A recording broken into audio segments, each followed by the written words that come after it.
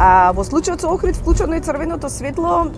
бидејќи во последниот извештај кој што е доставен до Македонија и кој што може да се прочита на интернет, има неколку важни референции кои што не се почитуваат, а тоа е заштитата пред се на животната средина, значи подигнат е многу голем аларм на тоа ниво. И второто кој што мислам дека исто така е многу важно, а тоа е